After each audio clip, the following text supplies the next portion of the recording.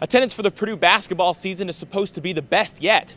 With the paint crew already sold out and season ticket sales at an all-time high, come November, Mackey Arena just might be the place to be. It's year 3 of the Darrell Hazell era here at Purdue, and Purdue football is looking to get back to its winning ways.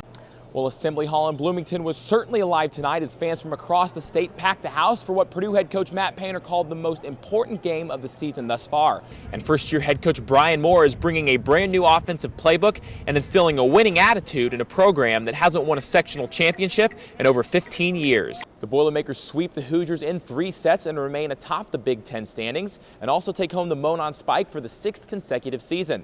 With only 115 days left until the tip of the 2015 season, it's only a matter of time before fans will get to see Caleb Swanigan take the court for the first time. With this recent start, Richard moves his season ERA to 2.03. At this rate, a call from the Pittsburgh Pirates might not be too far away. Even though these guys aren't officially on the team roster, they're expected to bring the exact same hard work and dedication that the girls do to each practice. Thanks to his successful senior season, Lopez will now play for the North in the Indiana North-South All-Star Game this weekend in Terre Haute. It's an honor that hasn't been achieved here in Frankfort in nearly 30 years. News 18, sports from where you live. Another perfect day for football at the Bammel Practice Complex. The media spotlight on the Boilermaker running backs this morning.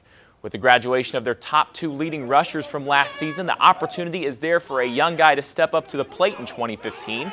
Among the frontrunners for the starting spot are sophomores DJ Knox and Keontae Green and freshman Markel Jones. It's the final day for the 2015 Colt World Series. Puerto Rico punched its ticket to the championship with a win last night over Mexico. And in the other semifinal, Greensboro, North Carolina, forcing a second semifinal game against the 4-time defending champion Los Gatos, California. The Columbian Park Express coming to a routine stop. Greensboro trying to continue the ride. Already leading 1-0 in the first bases are juice for Logan King, and King delivers with a base hit to left. 3-run score on the play thanks to a Los Gatos throwing error. Sloppy play hurting the Legends. Greensboro would score 8 runs in the first before recording a single out. Their bats continue to sizzle just for good measure. In the second, Kevin Westlake rips a single back up the middle. Jacob Brown scores. Now it's 9-0 Greensboro. Beautiful day for some opening day baseball. Number 7 Louisville taking on the Boilers at Alexander Field. Purdue has struggled in the past few months, entering the game with a 4-13 record while dropping 5 of its last 7. Top the first, Louisville already up 2-0. Bases juiced for pitcher Alex Lyons. Cardinals designated hitter Colby Finch launches a double into deep left. And with a pending play at the plate, Purdue left fielder Cody Strong guns out the runner at home. Louisville would score 4 more in the first. Cardinals continued to hit around the yard in the second. Louisville's Nick Slowak launches a single into left. The Boilermakers missed the diving catch, and the Cards scored 2 more in the second. But some of the youngest Purdue fans haven't given up hope quite yet. After a leadoff walk in the bottom of the 6th, freshman Duncan McKinnon ends the Louisville no-hitter with a single into left. He would advance the base runner to third, and Louisville would walk the next batter to load the bases and set up first baseman Kyle Wood for a grand slam home run, finally putting the Boilers on the board in the 6th. That home run gave Wood a Big Ten leading 8 home runs on the year, but unfortunately it was too little too late. The Cardinals beat the Boilermakers 9-4, and after the game, Coach Doug Schreiber pleased with Wood's performance, but unhappy with his starting pitchers.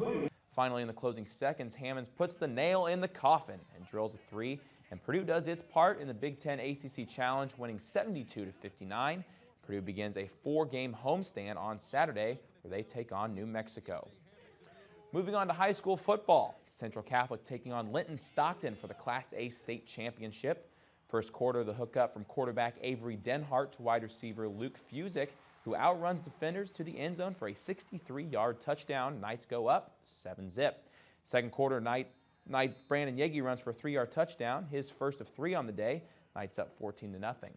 Late in the second quarter, Linton Stockton drives down the field and scores a touchdown right before halftime. And on to the third quarter, CC begins to pull away with a deep pass over the middle from Denhart to Jackson Anthrop.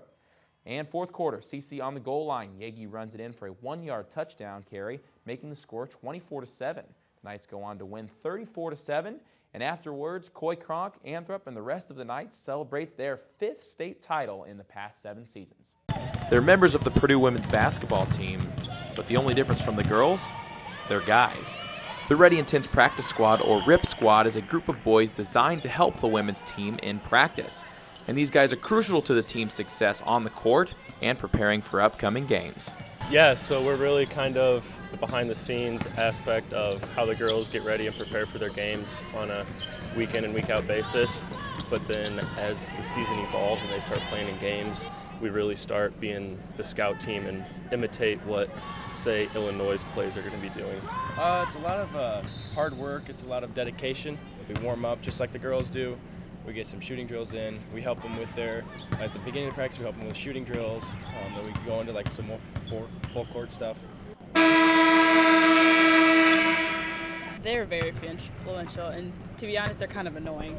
They come out here, they're very aggressive, they're strong. They make us better, that's, a guarantee, and there's no question. But, it gets annoying, but they come out here and they help us every day, and we're very fortunate to have them. Well, they're a big part of what we do. They come in here, and sometimes when we have players hurt or whatever, we can't go 5-on-5. So they play a big part in letting us go live. Even though these guys aren't officially on the team roster, they're expected to bring the exact same hard work and dedication that the girls do to each practice. Also, like the girls, they're considered Division I athletes. However, Coach V isn't afraid to crack the whip at them when they may need it. They're part of our team. They're running sprints. I'm yelling at them just like I'm yelling at our players. And, it's just a major opportunity for all of us just to be together and share as a family. To be honest, they're treated just like players. Coach will put them on the line too. We'll do drills against them, and then they'll lose, and they'll have to run. She expects nothing but the best out of us, and she's not afraid to get on us and kind of let us know if we're doing something right and if we're doing something wrong, that she treats us just like anybody else would. But in a one-on-one pickup game, who wins? Of course, me. Oh, it's us. April or Hayden would probably beat me. A little quicker. Until then, the team will continue to prepare for their season opener at North Florida on November 21st. Trevor Peters, Sports 18.